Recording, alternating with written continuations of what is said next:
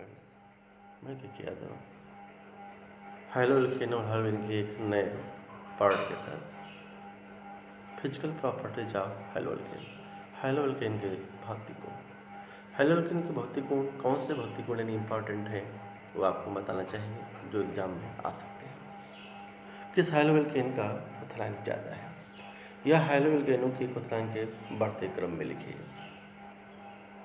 Hello एल्केनों का क्वथनांक उनकी अणुभार बढ़ने के साथ बढ़ता है और समावयवी हेलो एल्केन का क्वथनांक पार श्रृंखला बढ़ने पर घट जाता है यानी कम हो जाता है, क्योंकि अणु की आकृति गोलाकार हो जाती है जिससे उसका पृष्ठीय क्षेत्रफल कम हो जाता है। जैसे उदाहरण के लिए निम्नलिखित यौगिकों को क्वथनांक के बढ़ते हुए क्रम में व्यवस्थित कीजिए। ब्रोमोमेथेन,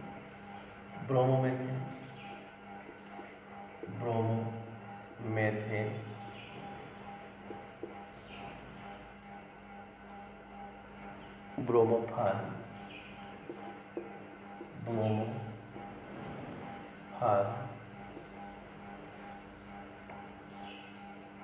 क्लोरोमेथेन,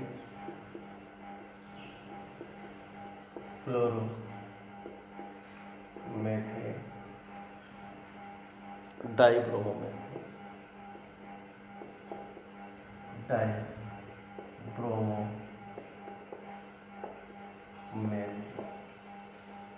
इन चारों हेलो एल्केनों को उनके क्वथनांक के बढ़ते क्रम में लिखना है। जैसा कि अभी हमने आपको बताया कि अणुभार बढ़ने पर क्वथनांक बढ़ता है, जैसा कि आप जानते हैं।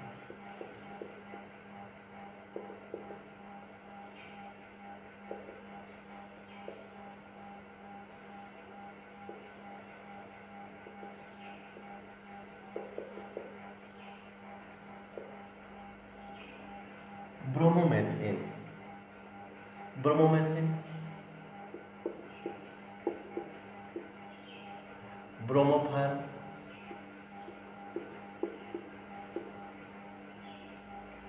क्लोरोमेथेन, डाइब्रोमोमेथेन,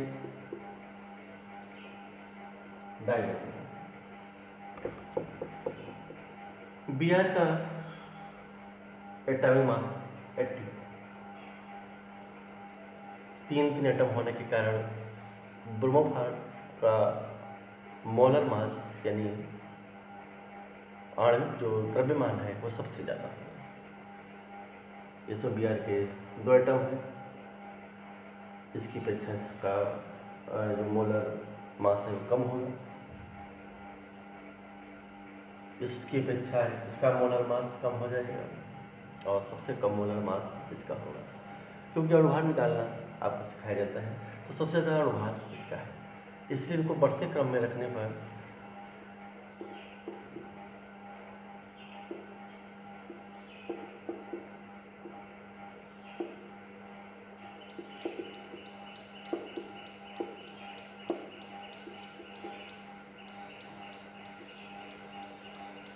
ब्रोमोफान, डाइब्रोमोमेथेन, ब्रोमोमेथेन और क्लोरोमेथेन। तो ब्रोमोफान का बॉइलिंग पॉइंट सबसे ज़्यादा है। इस प्रकार से एक और क्वेश्चन है,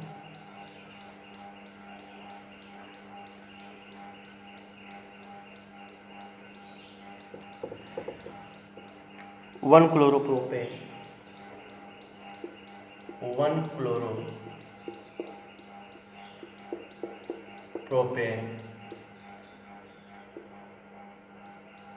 आइसोप्रोपिल क्लोराइड, आइसोप्रोपिल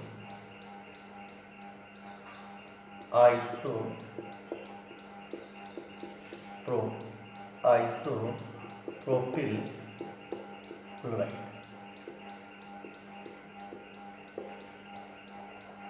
और 1 chlorobutane,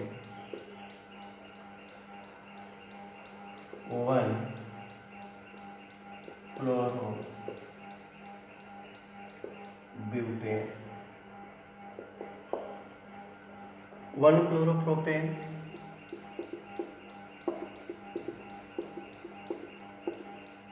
isopropyl chloride,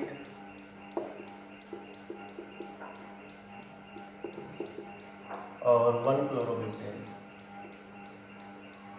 1-क्लोरोब्यूटेन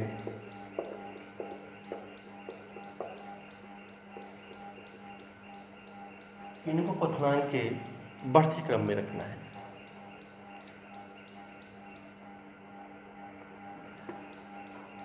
one chloropropane और आइसोप्रोपिल क्लोराइड समावयवी,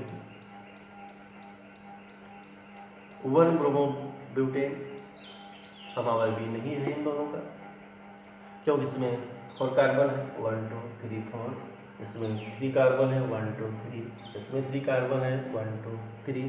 ये और ये दोनों स्थान समावयता को प्रदर्शित करते हैं। इन दोनों का अणुभार सेम है, इसका अणुभार ज्यादा होगा, अतः सबसे अधिक क्वथनांक इसका होगा। ये दोनों समावयवी हैं। समावयवी हैलोएल्केनों का क्वथनांक श्रृंखला बढ़ने पर घट जाता है, क्योंकि पृष्ठीय क्षेत्रफल कम हो जाता है और अणु की आकृति गोलाकार हो जाती है, जिससे उसका क्वथनांक कम हो जाता है। इसकी अपेक्षा इसका क्वथनांक कम होगा, क्योंकि इसमें एक शाखा बन गई है, अणु की आकृति गोलाकार हो गई है, तो क्वथनांक का बढ़ता क्रम निम्नलिखित होगा।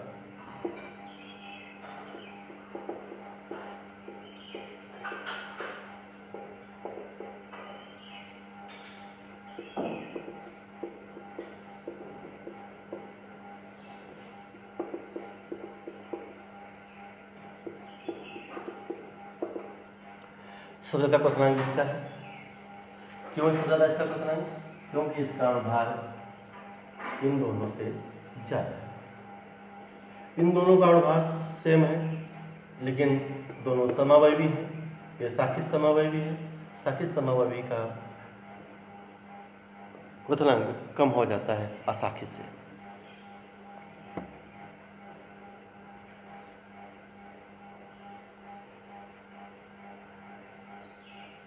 Chemical properties of haloalkane. Haloalkane 4 type की रिएक्शन प्रदर्शित करते हैं। Reaction with metals, elimination reaction, reduction और न्यूक्लियोफिलिक सब्स्टिट्यूशन रिएक्शन। धातुओं के साथ अभिक्रिया।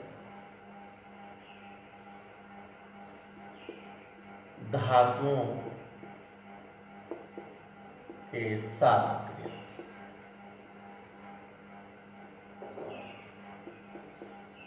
धातुओं के साथ अभिक्रिया।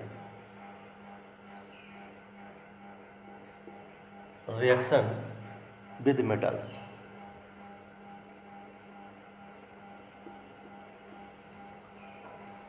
सोडियम के साथ अभिक्रिया,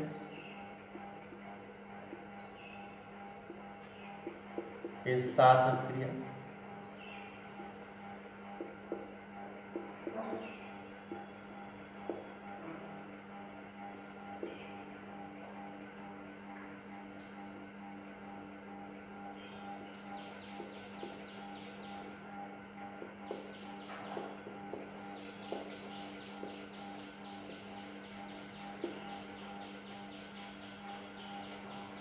हैलोअल्केन को सोडियम मेटल के साथ शुष्क ईथर की उपस्थिति में गर्म करने पर एल्केन बनते हैं। इस क्रिया को ऊर्जक क्रिया कहा जाता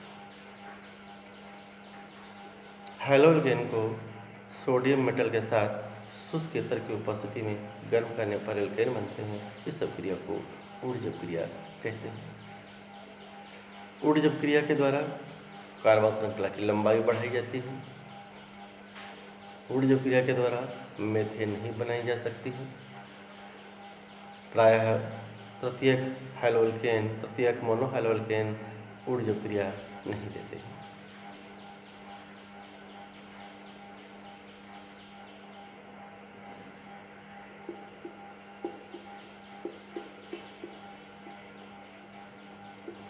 शुष्क ईथर,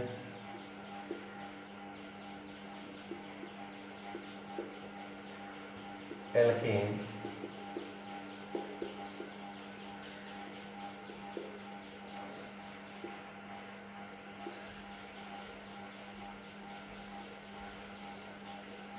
एल्केन।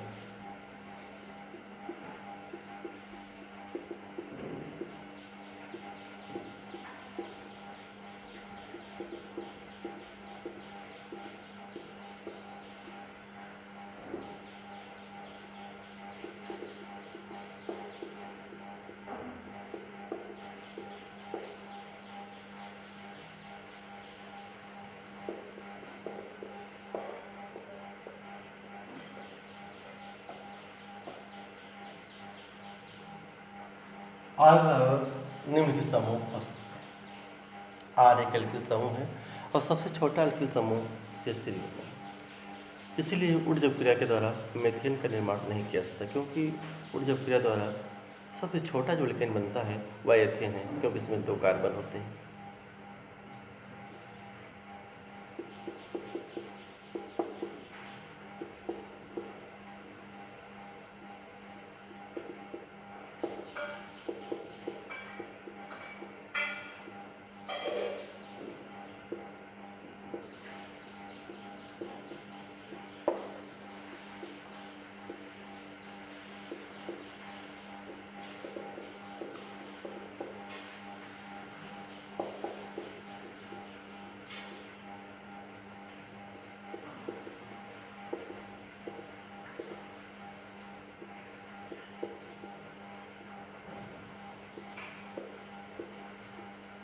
फ्लोरोएथेन,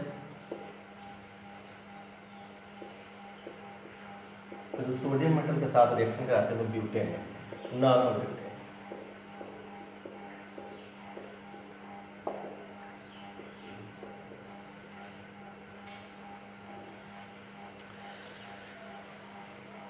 इस प्रकार से और भी उदाहरण दिए जा सकते हैं।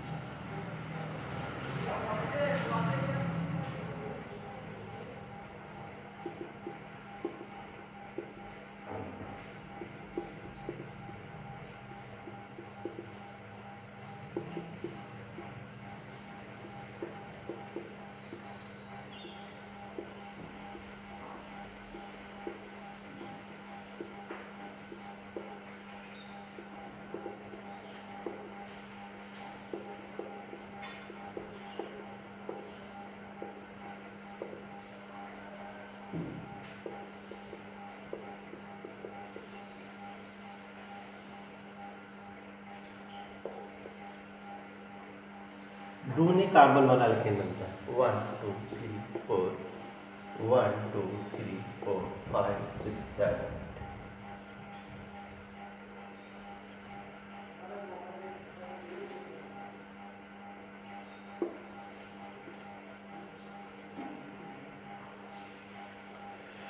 जैसा कि हमने अभी बताया कि ऊर्जक क्रिया के द्वारा मीथेन नहीं बनाई जा सकती है। ऊर्जक क्रिया के द्वारा कार्बन श्रृंखला की लंबाई बढ़ाई जा सकती है। तृतीयक मोनोहैलो एल्केन प्रायः ऊर्जक क्रिया नहीं देते हैं। ऊर्जक क्रिया में समान प्रकार के 2 एल्किल हैलाइडों का उपयोग किया जाता है। यदि हम भिन्न भिन्न एल्किल हैलाइडों का उपयोग करें तो एल्केनों का मिश्रण बनता है। जैसे मिथिल क्लोराइड और इथिल क्लोराइड का उपयोग करें ऊर्जक क्रिया में तो एथेन, प्रोपेन और ब्यूटेन का मिश्रण बनता है। ऊर्जक क्रिया द्वारा केवल सम कार्बन वाले ही एल्केन बनाए जाते हैं। ऊर्जक क्रिया के द्वारा एरोमेटिक हाइड्रोकार्बन नहीं बनाए जा सकते हैं।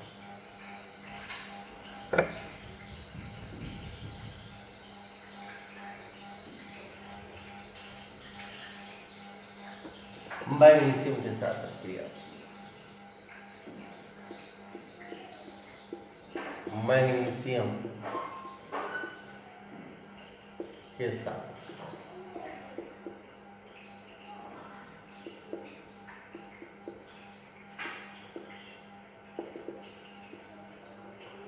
एल्किल हैलाइड को मैग्नीशियम धातु के साथ शुष्क ईथर की उपस्थिति में गर्म करने पर RMgX बनता है, जिसे ग्रिग्नार्ड अपकर्मक कहते हैं। ग्रिग्नार्ड अपकर्मक एक बहुत महत्वपूर्ण कर्मक है जिसके द्वारा अल्कोहल, एल्डिहाइड, कीटोन, कार्बोक्सिलिक अम्ल आदि सब बनाए जा सकते हैं। ग्रिग्नार्ड कर्मक का संश्लेषण सदैव निर्जलीय अवस्था में ही किया जाता है, क्योंकि यह बहुत अधिक अभिक्रियाशील होने के कारण नमी और वायु के साथ में रिएक्शन कर लेता है।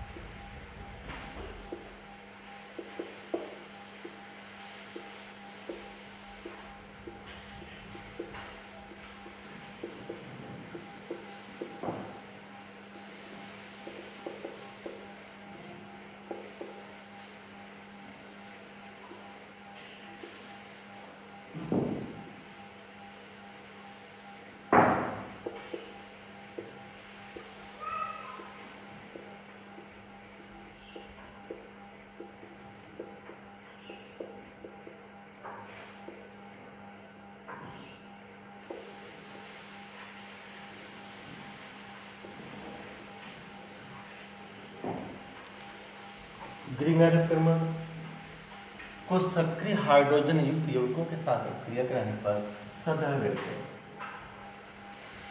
ग्रिग्नार्ड कर्मक को सक्रिय हाइड्रोजन युक्त यौगिकों के साथ क्रिया कराने पर सदैव एल्केन बनते हैं। ONS से जुड़ा हाइड्रोजन सक्रिय हाइड्रोजन होता है। जल में सक्रिय हाइड्रोजन होता है, जल में सक्रिय हाइड्रोजन होता है, एमिनो में सक्रिय हाइड्रोजन होता है, द्वितीयक अमीन में सक्रिय हाइड्रोजन होता है, एल्कोहल में सक्रिय हाइड्रोजन होता है, ONS से जुड़ा हाइड्रोजन सक्रिय हाइड्रोजन होता है। कहने का तात्पर्य यह है कि यदि ग्रिग्नार्ड कर्मक को जल, अमीन, प्राथमिक अमीन, द्वितीयक अमीन, एल्कोहल आदि के साथ अपक्रिया कराई जाए तो सदैव एल्केन ही बनता है, सदैव एल्केन ही बनता है।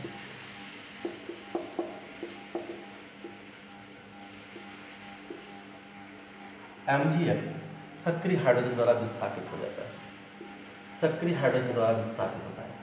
MgF के स्थान पर सक्रिय हाइड्रोजन को लिखा जाता है।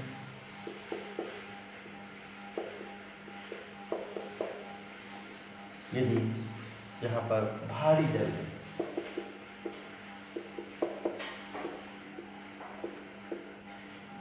भारी हाइड्रोजन तो भी सामान्य हाइड्रोजन की भांति ही रिएक्शन करती है।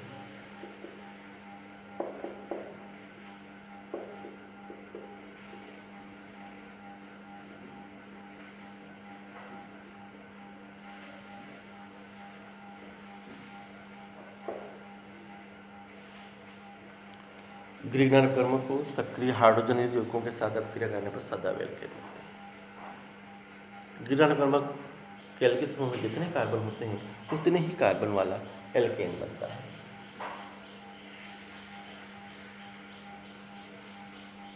उतने ही कार्बन वाला एल्केन बनता है।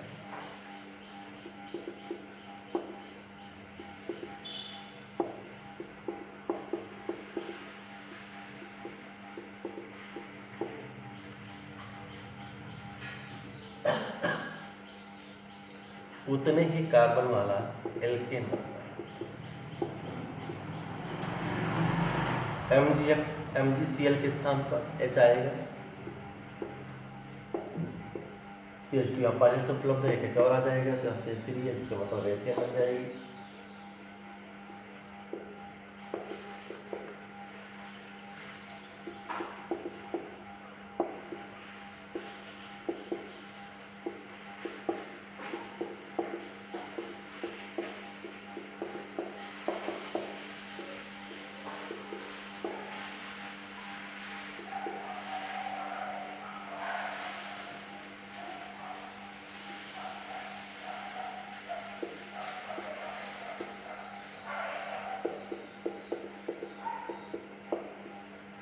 MgCl के स्थान पर H आएगा,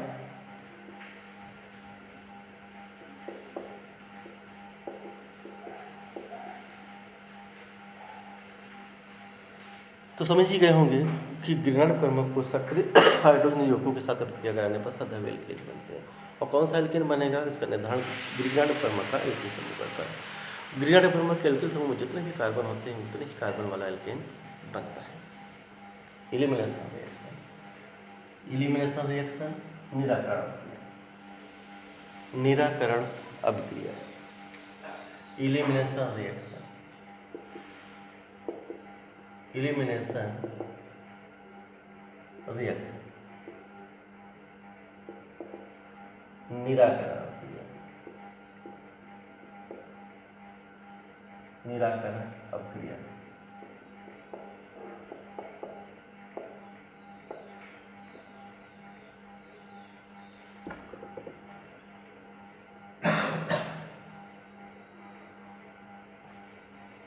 एल्किल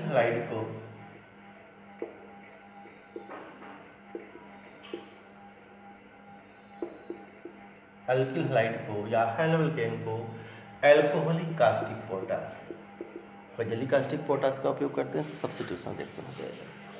एल्कोहलिक कास्टिक पोटाश के साथ गर्म करने पर एल्किल हैलाइड से हाइड्रोजन और हैलोजन का विलोपन हो जाता है, निराकरण हो जाता है। इसलिए इस प्रक्रिया को विलोपन अभिक्रिया या निराकरण अभिक्रिया के नाम से जाना जाता है। इस अभिक्रिया में एल्कीन बनते हैं।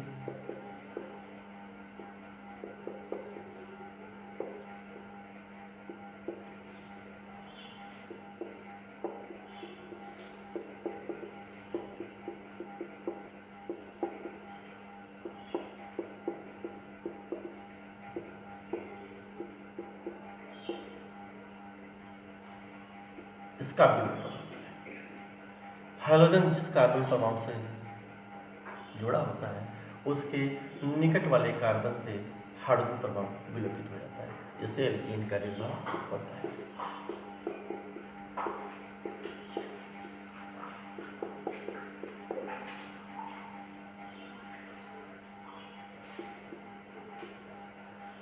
इसीलिए अभिक्रिया को विहाइड्रो हैलोजनीकरण भी कहा जाता है। अन्य उदाहरण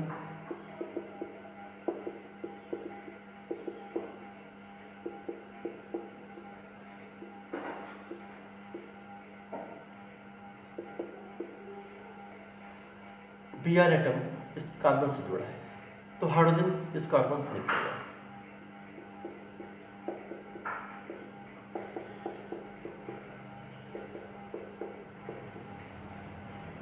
ब्रोमो एथेन से एथिलीन का निर्माण हो जाएगा।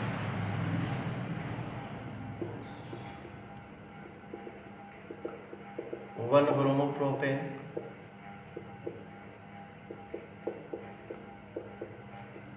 को एल्कोहलिक कास्टिक पोटाश के साथ यदि गर्म कर दिया जाए तो ये वाला Br और इस कार्बन के निकट वाले कार्बन से एक H एटम विलोपित हो जाता है, जिससे प्रोपीन का निर्माण होता है।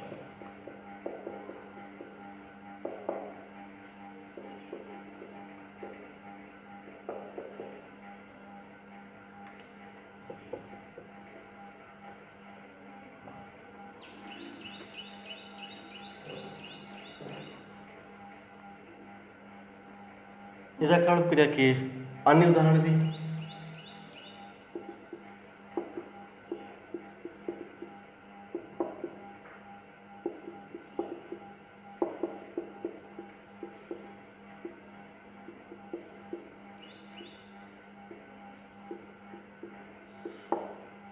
इस अभिक्रिया को देखते देखते ही जान जाना चाहिए। अभिक्रिया विहाइड्रो हैलोजनीकरण है। इस अभिक्रिया में हैलोएल्केन से हैलोजन और एक हाइड्रोजन परमाणु का विलोपन होगा। ये हैलोजन इस कार्बन से जुड़ा है, इस कार्बन के निकट ये कार्बन है, इस कार्बन के निकट ये कार्बन है, इस कार्बन के निकट कार्बन है। तो चाहे यहाँ से हाइड्रोजन परमाणु का विलोपन कर लें तो यहाँ से कर लें तो यहाँ से कर लें।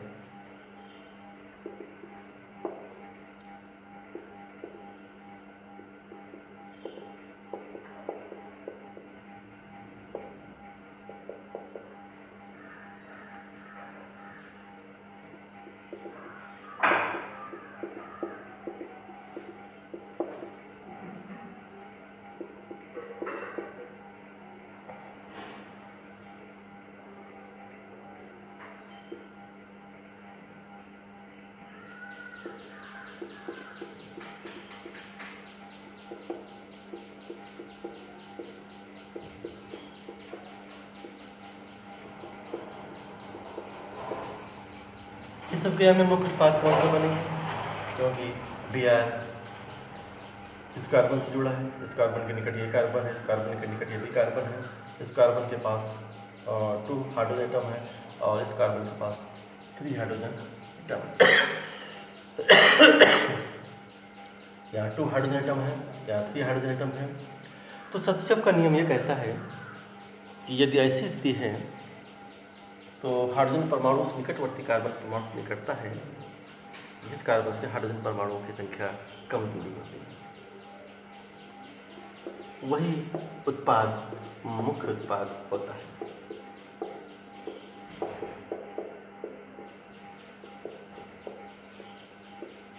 %, 80% जो बनती है वो 2-ब्यूटेन बनती है और यदि एटम हाइड्रोजन एटम यहाँ से विलोपित होता है तो 1-ब्यूटेन तो केवल 20%।